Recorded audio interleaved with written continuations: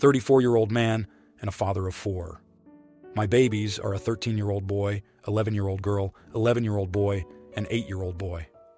Our youngest has some significant sensory issues and anger management issues, which he is being evaluated for. Important info for context. He's already been diagnosed with oppositional defiant disorder, ODD, but this goes beyond that. My sister, 34, my twin, has a 12-year-old daughter, Jane, who is a spoiled, rotten kid, as she is an only child, and my sister puts a whole new meaning to gentle parenting, as in she doesn't parent because her kid is just expressing herself and she doesn't want to hinder her personality, which sucks. I love my niece to the depth of my being, but I do not like her or my sister. I don't know how else to put it. On Saturday, we had a memorial service for my uncle who passed away months ago. It was held at my brother's house. There were probably about 12 kids there.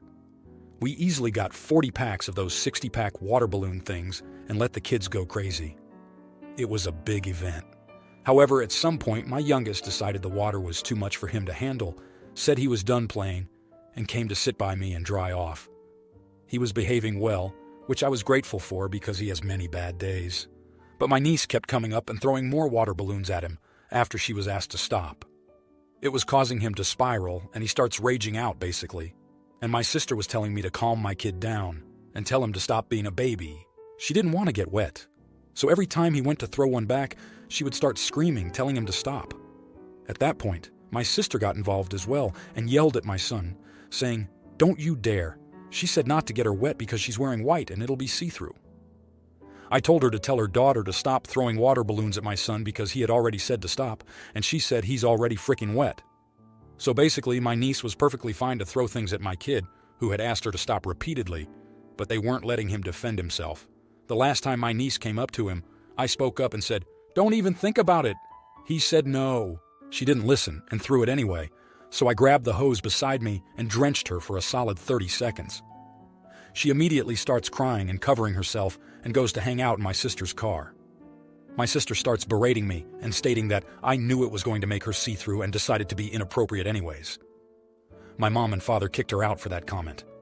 I'm getting texts from my brother-in-law, however, stating that I'm a pig and what I did was uncalled for and abusive, and that I would never be allowed around my niece again because I'm inappropriate. ETA. The dress wasn't even all white. It had a white strip along her stomach. That's the only spot of white that was on her. The rest of the dress was dark. Now, here are the comments. Comment 1. Everyone is acting like OP gunned her down with a fire hose. It was likely a garden hose. As far as we know, the niece had 2 working legs, and I presume OP didn't get up or chase her. She could have walked away. If she didn't want to get wet because she was wearing a dress, then she shouldn't have been playing with water. All it would take was a 5-year-old who didn't know better to land a water balloon. She agreed to play, and a vital part of that is getting wet. The son did what he was supposed to. OP was protecting his son, and if the sister didn't want OP to parent, then she should have parented the niece herself. What the niece was doing was malicious. She was trying to provoke the son and make him lash out, not the idiot. Comment 2. At the end of the day, he told what would happen if she soaked his kid again. She did it. He only stood by what he said. He is not a creep. I've worn a white dress, it got soaked, and it hasn't turned see-through.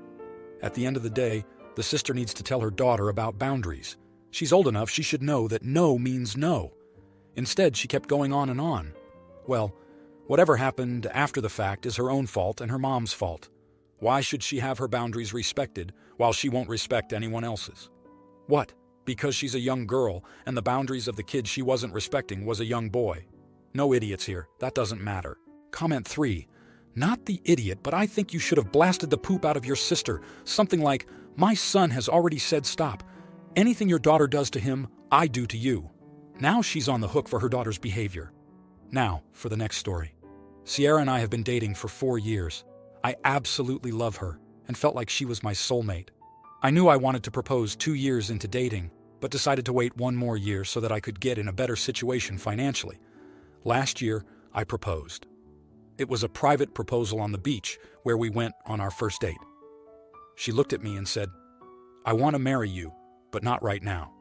She said she wasn't in the right space personally to get engaged and to give her some time. That stung, but I was okay with it. After all, I put off proposing so I can be in a good position. It's only fair I give her the chance. It's been a year since then, and I decided to propose again. This time, I asked our friends to help me set it up, because I wanted to do something nicer. We orchestrated a nice dinner and a proposal in front of a nice fountain in the city's botanical garden. Everything was ready. Dinner went great, and we went to the fountain. She saw the roses and everything, and then I got down on one knee and asked her to marry me. She teared up and told me, "Not just yet." This stung really bad. I knew I wanted her in my life forever, but this is the second time she turned me down. I asked her why, and she told me the same thing as last year. I asked her if someone was holding her back, maybe family or friend, and she just said, "I just want to make sure that this will work." This hurt me more than the 2 rejections. I told her if after 4 years she isn't sure, then what the hell will make her sure? She asked me to give her time, and I told her no. I told her that I'm not going to keep wasting my time in love if she's going to keep saying no. I told her that I can't do this anymore. She began begging me not to leave and said, "Fine, I'll marry you. Just please don't go." That made me mad, but I didn't say anything. I left. My phone has been blowing up with some of our friends, her parents, and her telling me that I'm an idiot for throwing away a 4-year relationship because she said no, and that I was being a big baby. She just needs some time. The other half of our friends aren't on my side, but they're not on hers either. I don't think I'm an idiot for this. Did I overreact? Am I an idiot? If so, how much more time am I supposed to give her? Edit. We are both 29 years old. Edit 2. The second proposal wasn't done in front of my friends. They just helped me plan it and stuff. It was just her and I. Edit 3. We had discussed marriage shortly before I proposed the first time. She was into it and even told me that she couldn't see herself with anyone else. She seemed eager about the idea of marriage, which is why I was shocked the first time and then angry the second time. Now, here are the comments. Comment 1. Not the idiot. If after 4 years she's not ready to marry you, then I doubt she wants to. When she asked for time after the first proposal, she should have explained everything and said why she needed time, in depth. You clearly were ready for marriage and wanted to take that step. After 4 years, that's completely reasonable. Move on and find someone more compatible with you. The fact she changed her mind about it after you left and then had friends and family messaging you and insulting you just means you dodged a massive burden by not actually marrying her. Comment 2. Not the idiot. If she wants to get married, she'd get engaged and have a long engagement. People do it all the time. I was in the no kids not getting married category. The second I started talking to my now husband, I knew he was different and he'd be in my life forever. In my mind, it was life partners. Then I got pregnant shortly after. Then 4 years in, he proposed. I was shocked. Then we didn't get married until 3 years later. It sounds like you're ready to settle down and she's not. It's painful, but you guys can love each other and not be in love. Comment 3. Not the idiot. Engagement is exactly what she's crying about. Making sure it's what you really want before taking the final step of marriage. I know you don't need to get engaged to decide if a person is right for you. But to me, it seems like the last, are you positive, you want to spend the rest of your life with this person? Step in a relationship. Her only saying yes to keep you around is very telling. I'm so sorry you're going through this. You'll find someone who wants a line with yours. Now, for the next story. 10 years ago, I let my cousin into my house when he was 16-year-old. Every one of my video games he handled that day was missing the next day. He took the disc from the cases, and who knows what happened to the disc after that. Some of those games were rare and out of print. As soon as my mother found out, I told his father, my uncle, about this. She called my uncle up and told him that because I was a diagnosed Aspie, I did not really know my cousin stole the games from me. My cousin got away with stealing from me because of that. My mother later admitted she knew she lied to my uncle because she was worried that my cousin being grounded all summer would be bad for his mental health. Now I have a house, and I refuse to let this cousin into it until he apologizes for stealing from me. My family is telling me I am being childish because he was a child when he stole from me, but I think he learned it was safe to steal from me thanks to my mother's intervention. How should I handle this? Now, here are the comments. Comment 1.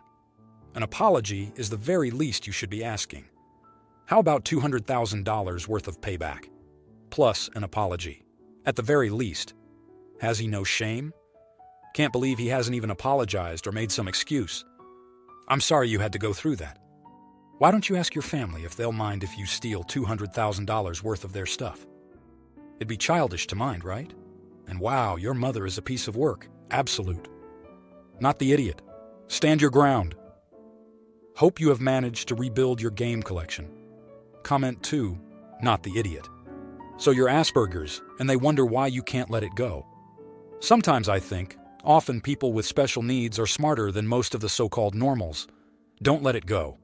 If it were me, he'd have to apologize and pay for replacements, but I'm a bitter old girl who hates thieves and loves gaming. Edit to add, sorry, neurodivergent. I'm still stuck on old definitions. I didn't want to edit out the mistake though, otherwise the following comments wouldn't make sense. Comment 3.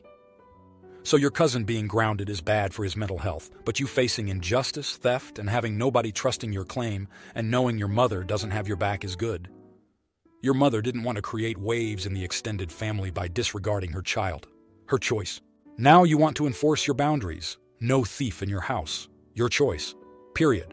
Not the idiot. Now, for the next story. I am 27 years old and had Friday night date plans with my 28-year-old boyfriend.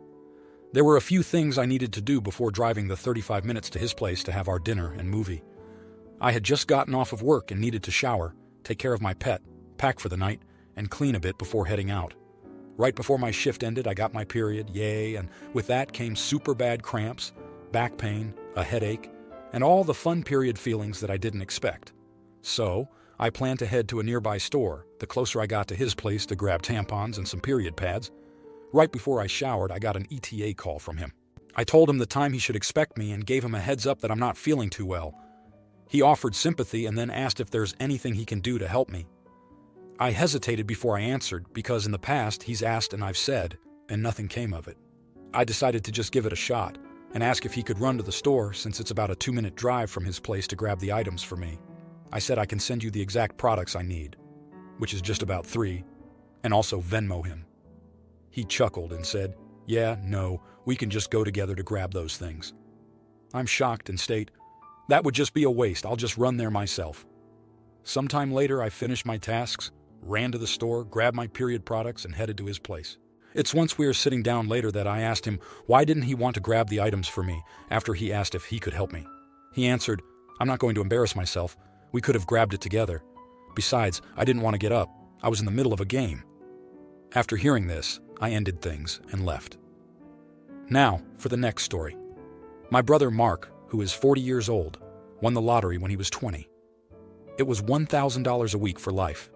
He was young and wanted to travel. He dropped out of school and has spent his entire adulthood basically seeing the world. He comes home to visit every few years, and we FaceTime with him when he is near a signal. He doesn't travel first class or stay in expensive resorts, so he has actually built up some nice savings. He came home with a girlfriend, Haley, who is 28 years old this year. They met when they got stuck in South America during the pandemic. She has been traveling since she graduated from university, and she works from a laptop. I, a 54-year-old woman, live in the same city where I was born. I love it here. I love being close to my parents and my grandchildren, and most of my siblings. Mark hated being the youngest of 8 and always swore he would not have kids. Our parents were older when they had him, and they didn't have the energy for him, truth be told. Mark came home when he was 30 and told us all that he had had a vasectomy and that he would not be contributing to the world population. Haley is a pretty young woman, and she is also intelligent and sweet. I can understand why anyone would fall in love with her. We were having a family BBQ to celebrate Mark being in town. There were maybe 30 people in my parents' yard and house. I was talking to Haley about her future plans now that the world opened up again. She said that she was ready to settle down and start a family. I asked if they were planning on adopting from one of the countries that they had traveled to, or if they would try in North America. She said they had talked about it and would be having at least one child of their own. This may be where I messed up. I asked where Mark got his vasectomy reversed, or if they were having in vitro fertilization. I know they can harvest sperm from a testicle even after a vasectomy. She went very quiet and went over to Mark. They spoke and they left. Mark called me later that night to scream at me for ruining his life. He hadn't told her, and he was planning on just continuing to travel and maybe adopt if they decided on it. He said I shared private medical information and that he never wanted to see me again. I apologized over and over. I seriously had no way of knowing that he was planning a future with this girl without telling her a pretty big piece of the puzzle might be missing. I feel bad for him, but I think he should have told her. Now, here are the comments. Comment 1. He hadn't told her, and he was planning on just continuing to travel and maybe adopt if they decided on it. First off, doesn't sound like he was ever going to tell her, and if they decide on it, there is no if they. He has already made the decision when he chose not to inform her of his vasectomy. Not the idiot. If anything, you might have done this girl a huge favor, and even your brother as well. He may not think so now, but what if this is what she really wants? Is he going to have kids just to make her happy? Or what if she decides to not have kids to make him happy?